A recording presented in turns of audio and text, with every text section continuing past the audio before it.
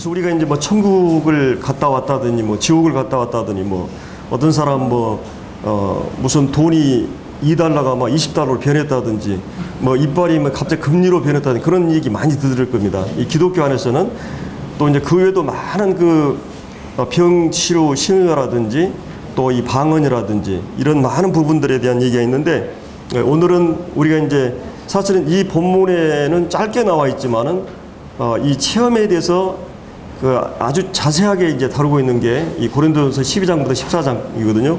그래서 오늘은 우리가 이제 이 고린도전서 시간이 이제 짧기 때문에 이제 14장을 가지고 이 체험의 대표적인 애가 이제 방언이죠. 그래서 방언에 대한 부분들을 한번 살펴보고자 합니다. 우리 고린도전서 14장을 보겠습니다. 고린도전서 14장.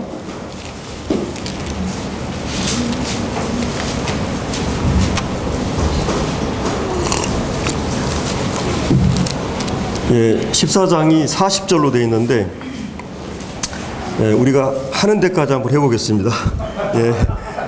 14장 먼저 이제 1절 보겠습니다. 사랑을 추구하며 신령한 것들을 사모하되 특별히 예언을 하려고 하라. 방언을 말하는 자든 사람에게 하지 아니하고 하나님께 하나니 이는 알아듣는 자가 없고 영으로 비밀을 말함이라. 여기서 이제 그 사도 바울이 방언에 대한 언급을 시작을 하고 있죠. 여러분들 이제 성경을 보면 크게 두 가지로 이 방언은 사도행전의 방언과 이 고린도전서 12장부터 14장까지 나오는 크게 두 가지 방언이 이 상당히 이게 논란이 되고 있습니다. 사도행전 방언과 그다음에 이제 이 고린도전서 방언이 다르다는 사람이 있어요. 그러니까 이제 사도행전의 방언은 일반적으로 다 외래어입니다. 사도행전의 이 방언들을 보면 이 헬라어로 글로사라 그래서 외국어예요. 그러니까 예를 들어서 지금 우리 가운데 외국 그 중국 형제님이나 아니면 일본 형제님이나 미국 형제님 오셨으면 그들은 이제 방언을 하는 거죠. 우리에게는 방언입니다. 이 외래어라는 말이거든요. 그래서 이 사도행전의 방언이라는 이 말은 외국어라는 말에 있어서는 이의를 다하는 사람이 학자들 간에 성경학자들이나 모든 은사주의자들도 마찬가지고. 자, 그런데 문제는 이 고린도전서에 나오는 이 방언이 외래어다고 주장하는 사람이 있고, 또 한 가지는 이것은 뭔가 하나님과 신령한 언어, 뭐 이걸 뭐 하늘 언어 이렇게 표현하기도 하는데 하나님과 개인적으로 직접적으로 교통하는 신령한 그런 그 언어다고 얘기하는 경우가 있습니다. 근데 이제 이 두 가지 이 경우 아주 굉장히 팽팽해요. 그러면 성경 해석 자체가 엄청나게 달라집니다. 그리고 대부분의 오늘날 오순절주의나 이 표적주의나 신비주의자들 이런 성령 그 운동가들이 대부분의 이 두 가지를 다르게 봅니다. 자, 그러면 이제 우리가 이렇게 생각해 볼 수 있습니다. 여러분들이 이제 사도행전에 보면 사도행전 2장의 오순절날 이제 갑자기 베드로가 이제 설교를 하잖아요. 근데 갑자기 베드로가 설교하는데 그 당시 이제 이 이스라엘 민족에서 전 세계로 뿔뿔 흩어졌었잖아요. 예수님 오기 전에 한 720년 전에 이 아수르라는 나라 이스라엘 침략해가지고 이게 이스라엘이 막 흩어지고, 그 다음에 이제 한 586년에 바벨론이 이스라엘을 침략해가지고 남방왕국이 이제 바벨론 포로가 됩니다. 그때부터 이스라엘 민족들은 전 세계로 흩어져요. 우리 민족처럼 디아스포라라 그러죠. 그래서 이 이스라엘 팔레스타인 지역만이 아니라 그 유럽 지역도 그렇고 아프리카 지역, 아시아 지역으로 유대인들이 다 흩어지게 됩니다. 근데 이제 그 흩어진 곳에서 그들은 유대인들의 가정이 한 10가정 정도 되면은 이제 거기서 모여서 회당 중심으로 예배를 드리고 말씀을 공부하고 이렇게 한 5시간 정도 이 안식일 날 그들은 철저하게 이렇게 이제 모이게 되거든요. 그런데 이제 그런 전 세계로 흩어졌던 사람들이 특별히 6월절, 오순절, 초막절 이런 3대 절기에 보면 유대인 남자들이 전국적으로 뿐만 아니라 전 세계적으로 다 모여가지고 이제 오순절을 지키게 되죠. 그때 하나님께서 이제 오순절날 이 신학교의 최초로 이 성령이 이제 강림하게 됩니다. 오순절 성령 강림. 자, 그렇게 되다 보니까 전 세계에서 온 그 유대인들이 한 15개국에서 왔어요. 그러니까 언어들이 다 달라요. 근데 베드로가 이렇게 설교를 하는데 마치 여러분들이 유엔 회의할 때 예를 들어서 뭐 여기서 연설을 하게 되면 각국의 언어로 통역이 돼가지고 들리게 됩니다. 이런 것처럼 베드로가 이렇게 설교를 하고 있는데 그 설교가 자국의 언어로 다 이렇게 들리는 거예요. 그거를 방언이라고 하는 것이에요. 근데 이제 사도행전의 이 8장에서도 사마리아에 복음이 증거됐을 때 이제 방언이 일어나고 10장에 보면 고넬료 이방인 최초로 이제 방언이 일어나게 됩니다.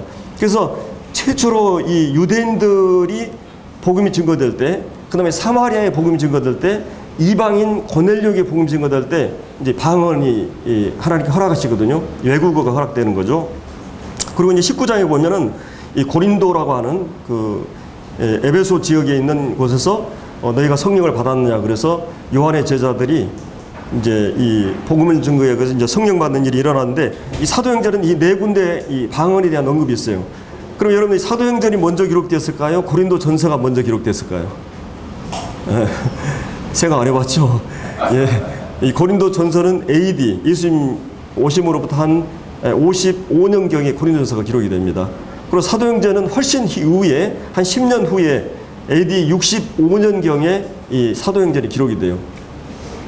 그러면 이제 고린도 전서의 이 방언과 이 사도행전의 방언이 다른가? 그러니까 이것이 한 가지를 얘기하는 건가? 이 방언이란 말이. 근데 참고로 여러분들이 이제 고린도전서 21절에 보면, 14장 21절에 여기 율법에 기록된 바, 이게 이제 이사야 성경이거든요. 주께서 이르시되 내가 다른 방언을 말하는 자와 다른 입술로 이방인에게 말할지라도 그들이 여전히 듣지 아니하려 하였으니, 이것이 이제 그 이스라엘 백성들이 하나님 앞에 말씀을 불순종하고 이게 잘못되기 때문에 하나님께 아수르라는 나라로 너희들을 보내가지고 이 아수르 나라의 언어를 너희들이 듣게 될 것이다. 이해하지도 알아듣지도 못한 방언을 듣게 될 것이다. 그러니까 이 방언은 어떤 방언이에요? 하나님 말씀을 불순종한 것에 대한 이 징벌과 재앙의 의미에서의 방언이었어요. 그러니까 하나님 잘 믿고 잘 따르면 그들이 얼마든지 이해하고 들을 수 있는 언어로 그들이 자국 안에서 이렇게 교통할 수가 있었는데, 그들이 하나님 말씀을 따라하고 불순종하니까 그 불순종하는 벌로서 이 아수르의 방언을 듣게 되는데, 이해할 수 없는 방언을 듣게 된다. 왜냐하면 그 언어로 이렇게 얘기하기 때문에. 그럼 구약성경 전체에서 방언이라는 말이 이 유일하게 이사야 이 말씀밖에 없어요. 이 방언이라는 말이. 그리고 이제 오순절날 이 방언이 이제 시작이 된 거죠. 자, 그러면 이제 그 오늘 이 본문에서 이 방언이 이제 두 가지냐 한 가지냐, 저도 이게 이제 자료들을 쭉 보면서 이게 보통 논란이 심각한 게 아니에요. 그리고 왜 이게 심각하냐면, 사실은 이 방언이라고 하는 것은 그 2세기 정도, 그러니까 이제 성경 계시가 완성될 때 대부분 방언이 사라집니다. 이 표적 은사들이 사라지거든요. 우리가 이제 은사 그러면 이 말씀과 관련된 그 은사하고 이 봉사와 관련된 은사하고 이 표적과 관련된 은사가 있어요. 이 표적과 관련된 게 이제 신유, 병 고치는 거라든지 기적, 아니면 방언 통역, 이런 거 관련된 거죠. 근데 이제 입신이라든지 이런 그리고 또 이제 예언이나 방언이나 그다음에 지식이나 또 사도나 선지자, 이것은 일시적인 은사들이에요. 그러니까 이제 성경이 온전한 것이 올 때는 이것이 사라진다고 그랬거든요. 방언도 피하고 지식도 피하고 예언도 그친다. 그러면 이제 유일하게 기독교사에 보면은 2세기 정도 이 몬타니우스라고 하는 그 이단에 의해서 최초로 방언이 시작이 돼요. 근데 그 방언도 어떤 방언이냐면, 그 이단 교주였던 그 사람이 오늘날 신천지 같이 자기가 성령이라고 주장하는 이단에 의해서, 그리고 그 이단의 영향을 받은 또 하나의 이단이 방언을 시작을 합니다. 기독교 전체로 보면 이 방언의 역사는 거의 없었어요. 그리고 여러분들이 방언이 이제 역사적으로 하나님이 쓰셨던 이 20세기에 걸출한 그런 막 각 1세기에 막 한두 명 나오는 이런 그 훌륭한 하나님의 사람들이 있었어요. 이제 사도 시대가 있고 속사도 시대, 교부 시대, 중세라든지 종교개혁이라든지 근대 현대 이르기까지 하나님이 쓰셨던 위대한 인물들이 있어요. 막 어거스틴이라든지 칼빈이나 루터, 그다음에 이제 위드필드라든지 아니면 그 찰스 핀이나 스펄전이나 무디, 하나님이 쓰셨던 위대한 경건한 하나님의 종들 가운데 방언하는 사람이 없습니다. 이 역사적으로 정말 그들이 그렇게 훌륭한 사람이었으면 방언을 해야 되는데, 방언은 이제 언제 시작되냐면 20세기 2001년인가부터 이 미국의 한 신학교로부터 이 방언이 시작이 돼요. 오순절 기원으로 보죠. 이 오순절 운동에. 그래서 그때 학생들에 의해서 이제 방언이 시작이 되고 그때부터 이 방언 운동이 일어나고 20세기 후반에서부터 이 오순절주의 운동이 전 세계로 이제 확산됩니다. 그래서 그게 이제 심지어 천주교 일부 신부들까지 성령 운동에 가담을 하고 이제 장감성이라고 그러죠. 이 장로교, 우리나라의 개신교의 한 80%를 차지한 게 장로교죠. 이 인구비로 보면. 근데 이 장로교나 감리교, 성결교, 순복음 대부분의 모든 교파로 이 성령 운동이 이제 퍼져나가기 시작합니다. 그래서 이제 특별히 이 방언을 강조하게 되죠. 그럼 우리가 이제 오늘 이 본문에서 특별히 사도 바울이 이 14장에서 방언을 금하지 말라 그랬죠. 또 방언을 이제 거기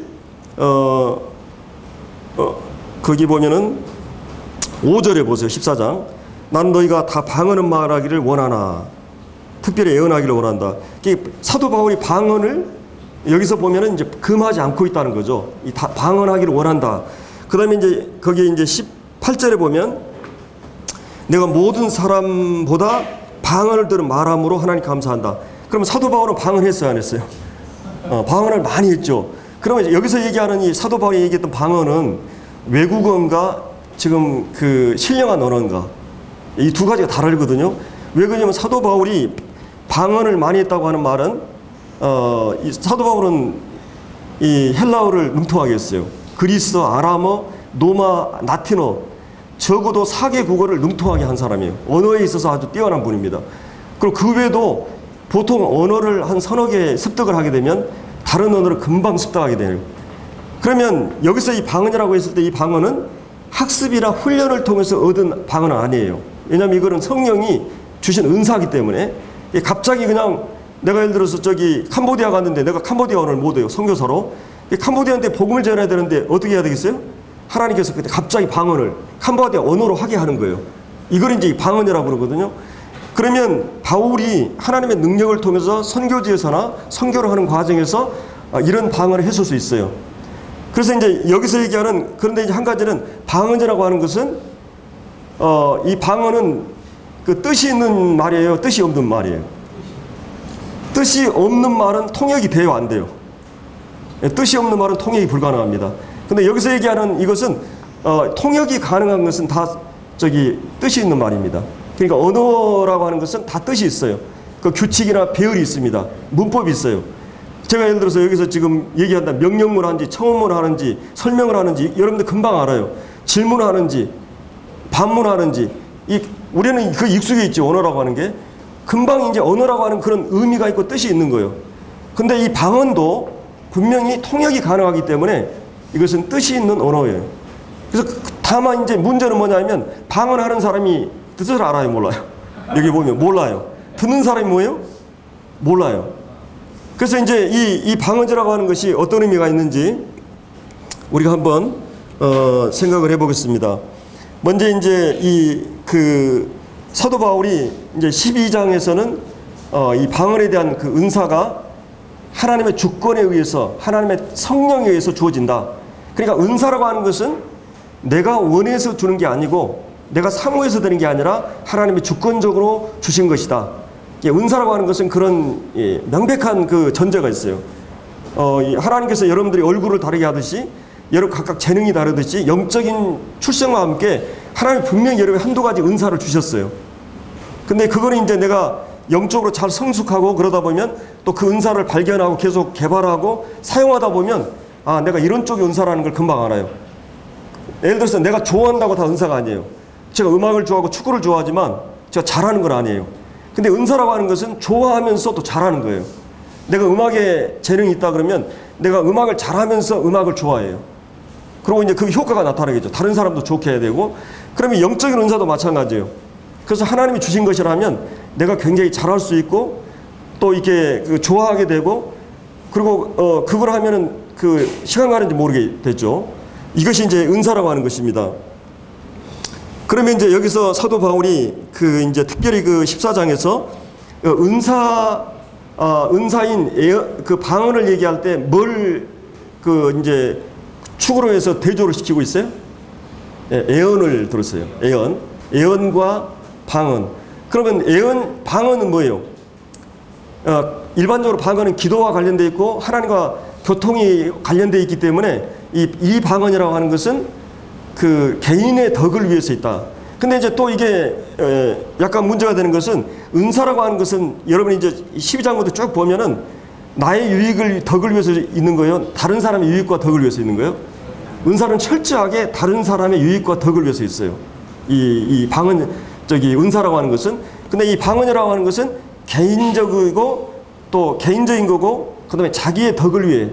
이제 이걸 경건용 도구로 이렇게 지금 이 원순주의자들이 많이 얘기를 하죠. 근데 이제 예언이라고 하는 것은 교회적인 상황에서 그 다음에 교회 덕을 위해서 사용하는 것이 그 예언입니다.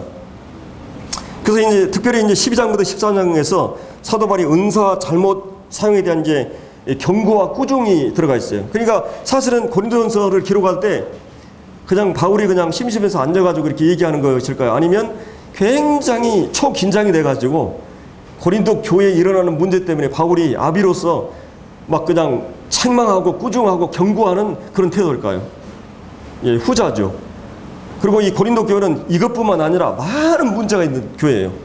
여러분이 잘 아는 1장부터 4장까지는 분쟁 문제, 교회 안에 막 형제들 간이 막 분열하고 막 나눠주고 교파가 막 형성되고 나는 누구에게 속했다며 해가지고 분쟁 문제가 일어나고, 5장은 음행 문제가 일어나요.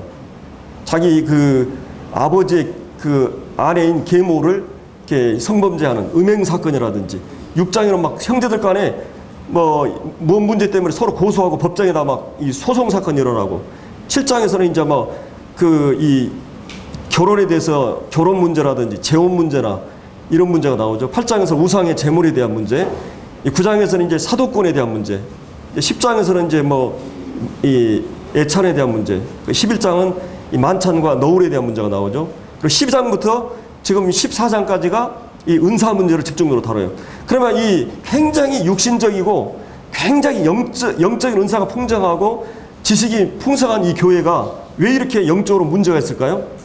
사도 바울은 이 고린도라는 지역 자체가 굉장히 문란한 도시였어요. 이 상업 도시였고, 옛날에는 이제 교통이 해상 중심으로 이루어지다 보니까 무역이나 상업이 왕성하고, 그러다 보니까 많은 그런 도덕적인 그런 타락이 퇴폐가 일어나고, 그리고 여기는 이제 이 아르테노 신전이라고 큰 그 여신이 있어가지고 다산과 이런 거를 상징하는 신이 있는데 거기에 여사제들이 한 1000명 정도 있었어요. 그리고 이제 이 제사가 끝나고 나면 완전히 무슨 그 광란의 그 분위기가 돼가지고 거기서 막 춤을 추면서 완전히 그런 황홀경 가운데서 그때 방언이 있었어요, 거기에. 근데 그러면 고린도 성도들이 그런 류의 방언을 지금 기대할까요? 어때요? 와, 우리는 막 이 방언을 하고 싶고 이런 고린도 교회가 방언에 대한 얘기일 때 그런 광란과 황홀경 속에 있는 그런 방언을 기대할까요? 그렇지 않았다고 하는 거예요. 예를 들어서 우리가 사도 바울이 이제 어느 지역에 가가지고 막 방언으로 그 지역의 언어로 막 말씀을 전하는 거예요. 그 사도 바울의 그런 영성과 이 말씀의 어떤 그런 능력으로 이 방언으로 막 이 복음을 전하니까 어떻게 했어요? 성도들이 그 방언을 사모하는 거예요. 그런 유의 방언을.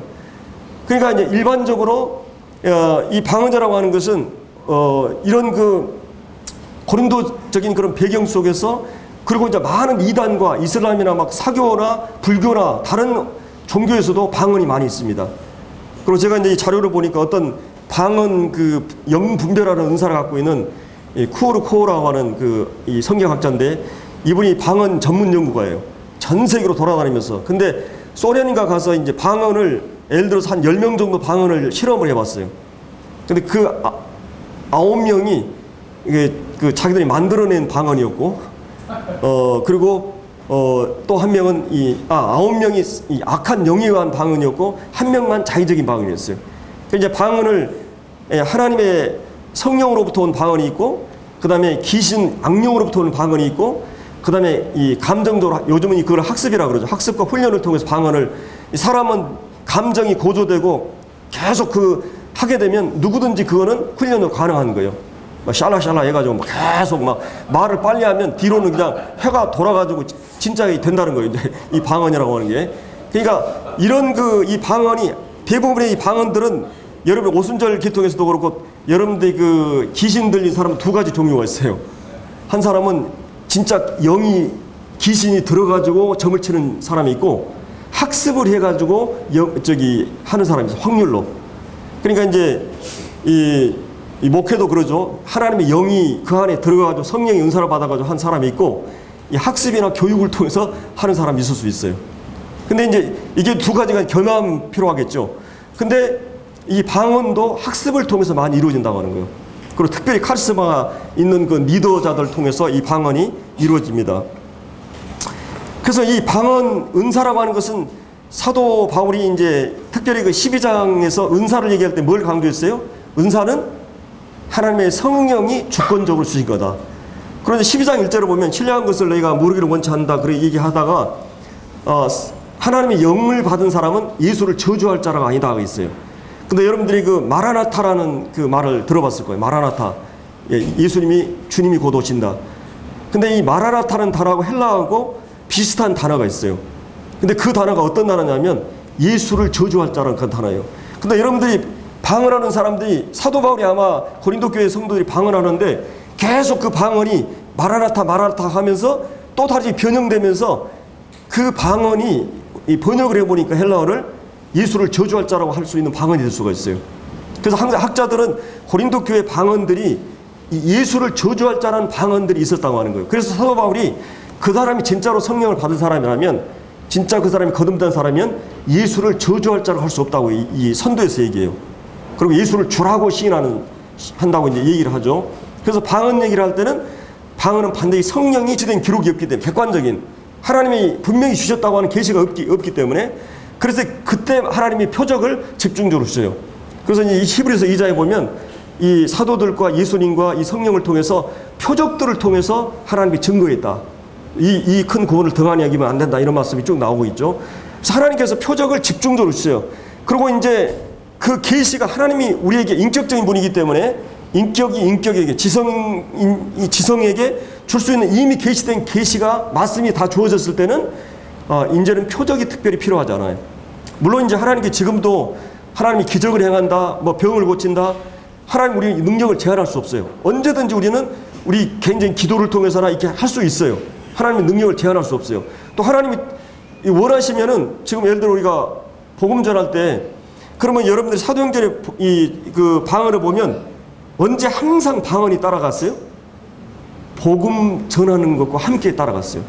그러니까 중요한 것은 말씀의 내용을 전달하는 과정에서 필요했거나 아니면 말씀 전할 때 이 사람이 믿지 않은 사람들에게 어떤 표적이 필요했을 때 하나님이 허락하신 거예요.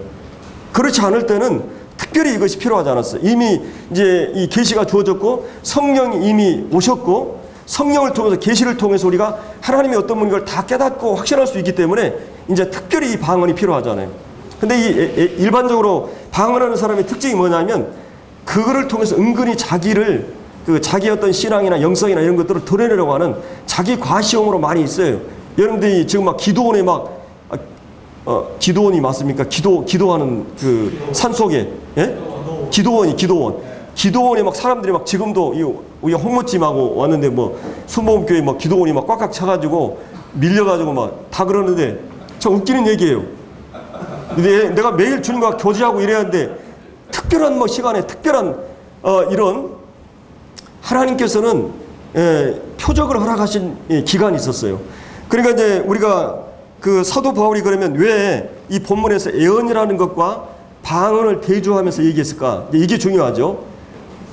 여기서 이제 쭉 그러면서 항상 이 은사로 활용할 때는 항상 사랑의 핵심은 뭐였어요? 남의 유익을 구하는 것이죠. 그 사랑장의 핵심은 뭐냐면 다른 사람을 기다리고 인내하고 오래 참고 무례행차하고 계속 이거는 전체 공동체를 배려하고 생각하는 게 사랑의 가장 특징적인 거예요.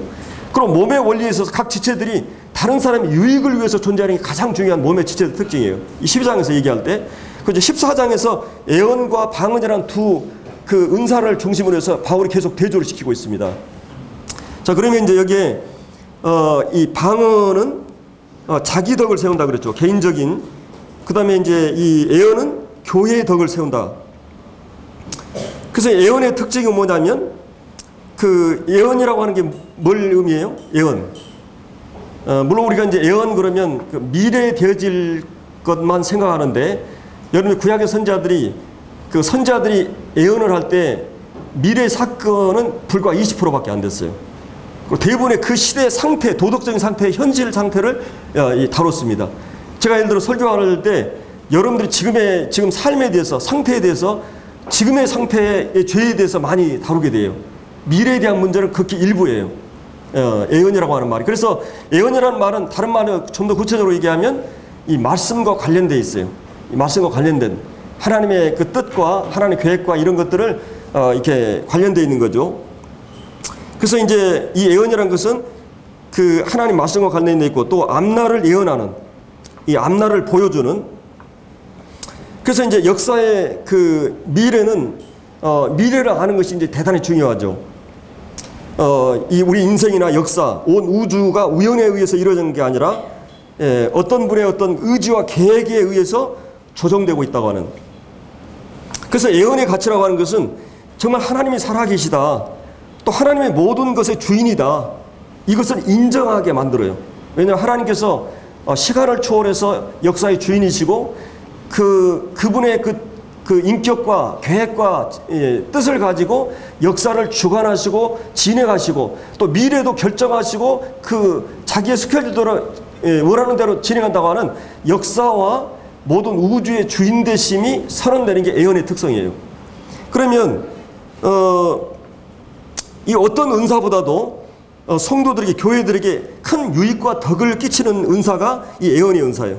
하나님의 주권과 존재와 의지, 능력을 보여주는.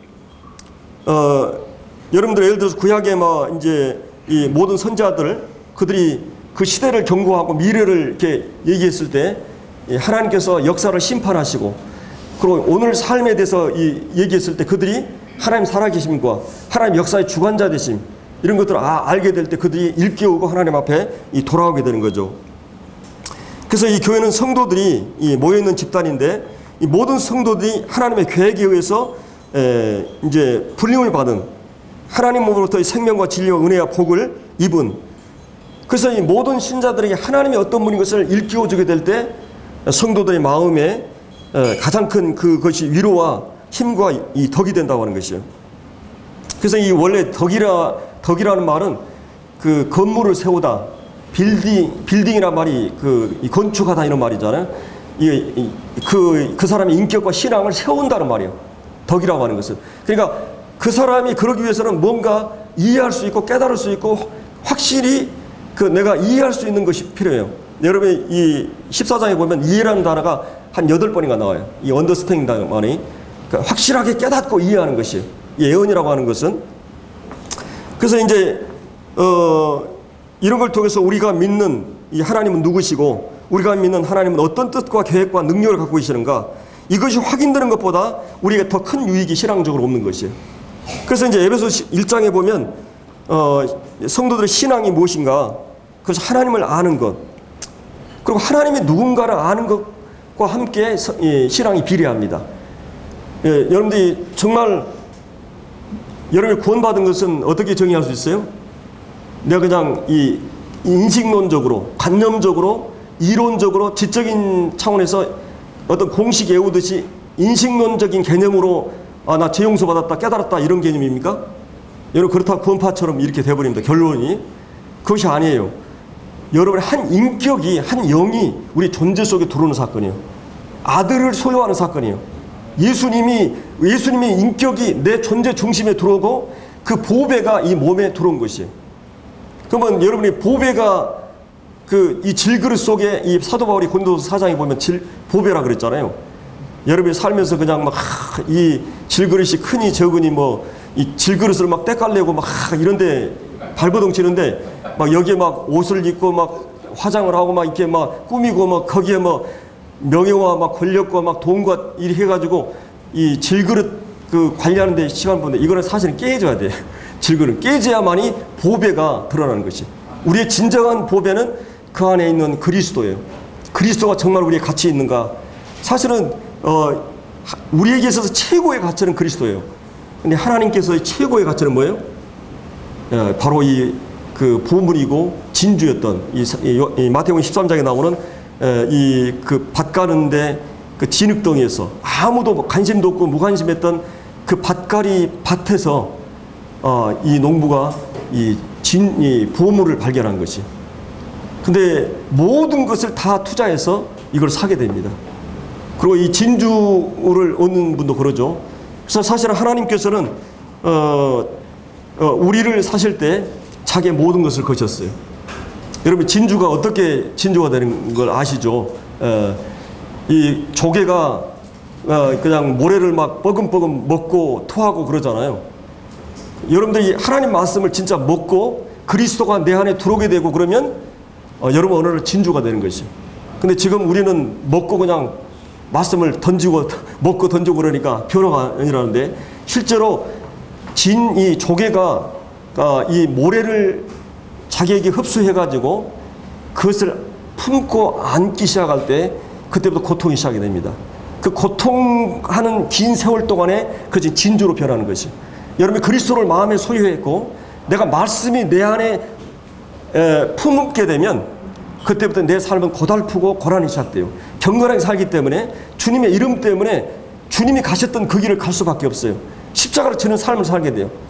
그냥 내가 하나님을 관념적으로 이해한 게 아니라 그 말씀이 내 안에 품어가지고 내 인격이나 삶이 변화되는 이거를 통해서 우리가 진주로 영롱한 진주가 되는 것이 바로 이 하나님 품에 먼저는 진주가 있었어요. 그리고 예수를 우리를 품기 위해서 예수 아들을 내어주는 그 고통 속에 우리를 아는 것입니다. 우리라고 하는 존재는 어마어마한 가치를 갖고 있어요. 하나님께서는 내가 구원받고 나서 내가 선하고 착하고 잘했다 못했다 다 초월해가지고 하나님은 우리의 존재를 우리 자체를 받으시고 우리를 기뻐하시고 우리 자신을 사랑하시고 그 사랑은 영원히 변하지 않아요. 내가 어떻게 살았느냐 이거 관계없어요. 가끔 우리는 그것 때문에 내가 잘 살았다 못 살았다 올라갔다 내려갔다 이러는데 하나님은 부모가 여러분을 사랑하듯이 하나님이 여러분을 품었어요. 그리고 아들을 통해서 품었어요. 그리고 그 하나님 가슴이 찢어지는 그 고통을 아들의 십자가를 통해서 다 아는 거예요. 그래서 여러분들이 하나님에게서 진주가 된 거예요. 예수 그리스도를 통해서. 그래서 우리는 가장 값진 진주로서 하나님께서 우리를 보시는 거예요. 교회를 하나님은 우리를 기뻐하셔요. 이것이 우리에게 가장 큰 신앙이에요. 그러니까 내 존재가 변화되고 내 삶이 변화되고 내 인격이 변화되는 것은 하나님이 나를 어떻게 받으시는가, 하나님은 어떤 분인가, 하나님 내게 있어서 어떤 존재인가, 이거를 깨닫고 인식하고 할 때 그때 내가 잘하고 못한 걸 떠나서 내가 이런 존재이구나 알게 될 때부터 우리 삶은 변화를 가져오는 거죠. 내가 도덕적으로 내가 율법적으로 내가 잘했다 못했다 이 규칙을 가지고 이런 게 아니에요. 규칙이 얽매인 게 아니에요. 사실은 우리는 자유인이에요. 사실은 하나님께서 우리 인간에게 자유를 주셨다고 했을 때는 어마어마한 모험을 한 겁니다. 왜냐하면 하나님을 배신할 수도 있기 때문에, 배신할 수 있는 가능성을 다 허락하기 때문에 자유라고 하는 것은. 근데 우리 인간이 딱 죄를 선택했을 때부터 어떻게 됐습니까? 죄가 우리 안에 들어올 때부터 이 자유라고 하는 것은 자기 욕심과 자기 야망과 자기를 위해서 자기를 극복하지 못하는 것이 죄의 전형적인 특징이에요. 자기 속에 갇혀가지고 자기 욕망과 정욕과 자기를 위해서, 죄를 위해서, 이것이 자유가 아니라 어마어마한 속박 속에 들어간 거예요. 인간은 죄의 종이 되어버린 거예요. 근데 하나님께서 우리에게 구원받고 나서 자유를 주셨어요. 근데 이 자유를 가지고 우리는 주님을 섬기게 돼 있어요. 성도들은 우리에게 주신 최고의 선물은 뭐냐? 우리에게 자유를 주셨다고 하는 거예요. 그리고 그 자유를 가지고 우리가 이제 어떤 속박이나 율법적인 그런 게 아니라 이제 하나님을 알게 될 때 내가 자원하는 마음으로 하나님 이 자유를 가지고 얼마나 죄를 범할 수도 있어요. 세상을 사랑할 수도 있어요. 근데 하나님께서 이 자유를 가지고 하나님의 예배하기를 원하세요. 우리의 그 개인의 결정과 선택과 자유의지를 통해서 우리가 하나님을 섬겨나가기를 바랐어요. 이런 어마어마한 모험을 하나님 하신 거예요. 다만 성령을 통해서 우리에게 일깨우시고 말씀을 통해 일깨우셔요. 우리 인격에 도전하십니다. 그리고 우리가 최종적으로 결정하고 선택을 해야 돼요. 그걸 하나님은 받으셔요. 우리를 가장 가치 있는 자들로 보시면서 궁극적으로 이제 우리를 하나님 앞에서 이렇게 이 구속의 궁극 목적이 뭐예요? 하나 되는 것이에요. 부부가 서로 다른 사람들이 만나서 서로 사랑과 신뢰 가운데서 부딪히면서 맞춰가듯이 저가 내 안에 내가 저 안에, 이 구속은 이제 주님과 내가 인격적으로 하나 되어서 가는 삶의 동행이에요. 이게 진정한 구원의 삶이에요. 내가 삶이 변화가 없다. 이거 여러분의 구원에 대한 진지한 질문이 필요해요. 여러분이 자기를 그럴싸하게 포장하고 인격의 그릇으로 그럴싸하게 보이면서 주님 섬길 수 있어요. 종교적인 행위도 할 수 있어요. 교회 예배 적당히 나올 수도 있어요. 그러나 여러분 안에 그리스도가 없다면, 내게 있어서 그리스도가 어떤 분이라고 하는 인식이 없다면, 여러분은 영원한 나라에서 뚜껑을 열었을 때 여러분 전혀 주님과 관계가 없다면 이것처럼 불행한 것이 어디 있겠어요. 여러분에게서 주님은 오늘 나에게 어떤 분인가, 날마다 삶 속에서 주님은 내게 어떤 분인가, 그러면 매일 나에게 말씀하시는가, 그리고 나는 매일 그분과 대화하고 있는가, 삶을 그분과 더불어 살아가고 있는가, 그리고 하나님이 내게 징계가 있고 어려움이 있고, 이게 하나님의 다 은혜요 축복이에요. 진주를 만들기 위한 과정이에요. 여러분이 이 말씀대로 살아가기 때문에, 양심을 지켜야 되기 때문에 나는 이 삶 속에서 고통이 되고 아픔이 돼요. 그래서만 진주가 되고 그 사람의 인격의 도량이 깊이가 있어지는 거예요. 이 사실은 표적주의라고 하는 것은, 이 방언이나 막 이 신이나 이런 것은 여러분들이 그 아주 밤중에 어떻게 할 수 없는 컴컴한 밤중에 여러분은 그 등불이 필요하잖아요. 하나님 말씀의 등불을 주세요. 그리고 이 깊은 산 중에서 어디 갈 수 없는데 나침반을 주는 것 같아요. 말씀이 나침반이에요. 근데 가끔 성도들이 이 어두운 컴컴한 밤에 이 암담한 이 숲속에서 하나님 헬리콥터를 타가지고 딱 들어다가 이렇게 뭔가 초월적인 능력을 가지고 쉽게 신앙을 하려고 하는 것이 이 신비주의요, 표적주의예요. 기도를 통해서 어려운 모든 문제를 쉽게 하려고 하는, 그러나 하나님이 거기에 관심 있는 게 아니에요. 우리의 인격을 다듬고 인격의 그릇을 깊이 있게 하고 진주로 만들기 위해서는 고난의 과정이 없이는 절대 그것이 안 돼요. 진주가 말씀을 품고 내가 그 말씀과 함께 인격과 삶으로 내가 살아내려고 하는 데는 진통이 있어요. 그것 없이 여러분이 진주가 된다고요? 그리스도 인격이 된다고요? 제가 형제들하고 이렇게 보면은 그 인격이 참 고상하고 깊이가 있고 진실하고 이게 걸러져 있고 부드럽고 이렇게 인내하고 이런 인격으로 도량이 갖춰진 인격은 그 많은 세월 동안에 말씀과 씨름하면서 내가 고난 가운데서 주님 앞에서 인격으로 다듬어진 거예요. 그것이 진정한 진주예요. 그 인격을 만들기 위해서 우리 하나님 부르신 거예요. 다른 목적이 아닙니다. 근데 이 표적주의의 핵심은 뭐예요? 방언, 어떤 초월, 쉽게 어떤 걸 얻고 이렇게 뭐 하는 거예요. 근데 여러분들이 질병을 허락하시는 도 하나님이에요.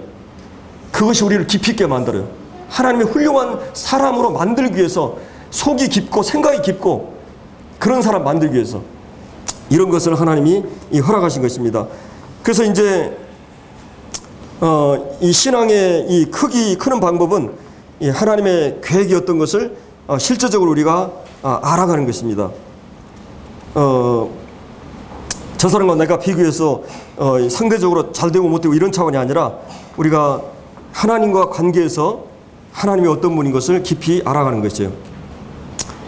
그래서 이제 이 방언의 그 취약점, 약점은 아까도 얘기했지만 이 상대가 알아들을 수 없는, 그러다 보니까 이제 영적으로 신앙적으로 이 도움을 받을 수 있는 내용이 없게 되는 거죠. 쉽게 얘기하면 우리는 인격적인 존재이기 때문에 어린아이일수록 하나님은 어린아이들은 대화가 안 돼요. 인격이 무르익지 않았어요. 그래서 어떤 말을 할 때는 대화가 안 될 때는 매를 때리고 야단을 치고 굉장히 단답적이고 단순하게 해야 돼요. 그리고 어떤 때는 그냥 들어다 이렇게 놓고 막 이러기도 해요. 이스라엘 백성들이 초기에는 기적이 많았어요. 근데 그들의 인격을 만들기 위해서는 광야로 집어넣고 가나안으로 집어넣어요. 그러니까 우리가 신앙이 성숙해 갈수록 이런 어떤 하나님께서 인격을, 주님의 성품을 닮도록, 그리고 하나님 말씀이 이제 인격이 깊어질수록 말씀이 소화하는 능력도 달라져요. 이 말씀의 깊이가, 이 말씀을 소화하는 능력이. 그래서 이제 통역이 없을 때는 허락이 안 되는 것이 이 방언이었죠. 그래서 이제 예를 들어서 우리가 여러분 설교가 좋아요, 아주 극단적인 그런 쇼킹한 간증이 좋아요. 이게 이제 어느 것이 더 감동스럽고 어느 쪽을 선택하겠어요? 제가 이번에 이제 네팔 갔는데 네팔에 이제 우리 한국의 형제님들이 이원영 형제님이 거의 한 18년 선교를 하셨기 때문에 매년 한국 이제 형제님들을 초청해 가서 하는데, 한국 형님들의 특징이 뭐냐면 그 메시지와 간증이 항상 같이 하는 거예요. 그리고 이제 이 네팔하고 가까운 데가 이제 그 인도잖아요. 그 인도 같은 데는 모임이 이 영국이 식민 지배했기 때문에 한 200년 가까이 돼요. 한 180년. 그러다 보니까 거의 인도는 우리 모임이 한 3,000개가 됩니다. 그리고 그 예를 들어서 우리 이 모임이 한 4-5 군데 있으면 거기 성경학교가 하나 있어요. 그만큼 성경학교가 잘 돼 있고 이 훈련, 일꾼 양육 시스템이 잘 돼 있고 그다음에 모임들이 아주 튼튼하게 뿌리를 내리고 있는 거예요. 인도거든요. 근데 그 200년 역사 가운데 형님들이 말씀이 얼마나 깊겠어요. 우리 모임의 훌륭한 형제들이 이 가르침을 통해서 좀 전수됐기 때문에 그래서 네팔 성도들이 인도 형제님들 말씀 너무 깊고 좋다는 거예요. 근데 한국 형님들이 또 더 좋은 건 뭐냐면 말씀뿐만 아니라 이 말씀이 자기 삶에서 어떻게 실제화되고 간증된 거를 하니까 그게 더 좋다는 거예요. 우리 가끔 이제 제가 우리 이어주교회 사이트에 들어가 보면 제 설교보다는 간증 조회수가 훨씬 배로 많아요. 그리고 또 제가 이 GNTV 보니까 어떤 중국의 이제 형제가 한국에 오셨는데 그 형제들이 이게 저를 보더만 어디서 많이 본 분이라고 그래. 그래서 혹시 GNTV에서 안 봤냐고 교제를 했는데 그분이 그러더라고요. 자기는 간증을 많이 본다는 거예요. 일반적으로 성도들이. 그래서 이제 사람들의 성향이 특별히 우리 민족성이 지성적인 것보다 감성적입니다. 그래서 이제 이러다 보니까 이 설교보다는 극단적인 간증 쪽을 더 선호하게 돼 있죠. 왜 설교보다 간증을 더 선호하느냐면 설교는 이제 하나님 말씀을 좀 이게 말씀 전하는 자들의 이 작곡이 많이 들어가 있고 생각이 많이 또 이렇게 돼 있잖아요. 이 인간이 이제 거기에 또 이런데 간증은 100% 어떤 신적인 간섭, 하나님의 영적인 간섭이나 내용이 더 많이 들어가 있죠. 그래서 이 한국 신자들이 감정적인 것, 지성적인 것보다 이 감정을 즉시 일으킬 수 있는 직접적인 어떤 신적 간섭이나 초월, 기적 이런 것들을 선호한다고 합니다. 그래서 한국 기독교 안에서도 지금 예를 들어서 이 보수주의, 개혁주의 쪽의 노선과 그다음에 오순절이라든지 이런 이 표적주의 쪽에서 훨씬 이쪽으로 많이 기울어져 갑니다. 사람들이 그걸 선호하기 때문에. 그래서 이 은사주의의 특징은 신적인 개입, 간섭, 원색적이고 강렬한 이런 것들을 추구하게 됐어요. 그것이 신앙이 좋으냐? 그건 아니죠. 그 부분에 있어서는. 그래서 이제 이런 이제 뭔가 이렇게 주님께서 막 그냥 차를 뒤집어 가지고 막 거기서 기적적으로 살아났다 막 그런 간증들은 아주 쇼킹하게 들어오죠. 예. 근데 그냥 말씀 그냥 이렇게 하면은 그냥 밋밋하게 들어가는데 극적인 체험, 뭔가 하나님의 어떤 개입을 통해서 나타나는 이런 것들을 선호하게 돼 있습니다. 그러나 이제 우리가 이 골로새서 봤지만 우리가 성장의 원리는 뭐예요? 우리가 성장의 원리는 그리스도를 붙드는 것, 그리고 이 말씀을 붙드는 것입니다. 주님만이 필요한 말씀과 능력을 주시고 머리 대신 그리스도와 교회, 이 유기적인 연합을 통해서 성화가 이루어집니다. 하나님께서 우리를 원격 조정이나 리모컨으로 조정하는 꼭두가시처럼 조정하는 존재들이 아니라 자유를 허락한 인격적인 존재들이에요. 그래서 하나님께서 때로는 우리가 무한한 그 자유 속에서 허용해 두십니다. 우리가 스스로 선택하고 우리가 스스로 그 길을 가도록 하나님 계속 유도하고 하지만 대신해 주지 않아요. 조정하지 않는다는 것이 하나님께서. 그래서 이 모든 것은 이 언어, 말을 통해서, 수단을 통해서 이루어집니다. 주님도 말씀으로 오셨고요. 하나님의 계시의 모든 방법은 이 말씀입니다. 그래서 하나님이 인격 대 인격으로, 지성 대 지성으로 우리를 대접하세요. 권면하시고 설득하시고 인도하시고. 그래서 우리가 이 손가락으로 하나로 움직이는 꼭두가시 기계가 아니라 하나의 인격적인 존재로 하나님은 우리에게 대우하시는 것이요. 그래서 초기 어린아이 유아 때는 기적이 많아요. 그냥 어떤 언어가 필요 없어요. 대화가 필요 없잖아요. 근데 인격이 깊어지고 그럴수록 이제 말씀으로 충만해지고 말씀으로 충만한 것을 통해서 우리가 서로 가르치게 돼 있어요. 그래서 마치 이건 우리가 힘들고 어려울 때 이 고통을 잊고 싶은, 여러분이 막 스트레스 받고 고통이지면 뭐예요? 술 먹고 고고전 가서 신나게 춤추고 나면 뭔가 이렇게 좀 해소가 되는 기분이 나죠. 잠시 그래요. 근데 은사주의들의 특징이 다 그렇다는 것이죠. 감정을 자극하고 뭔가 마취를 하고 이렇게 그래서 신앙은 지름길이나 왕도가 없어요. 살면서 배웁니다. 당하면서. 그리고 이제 이렇게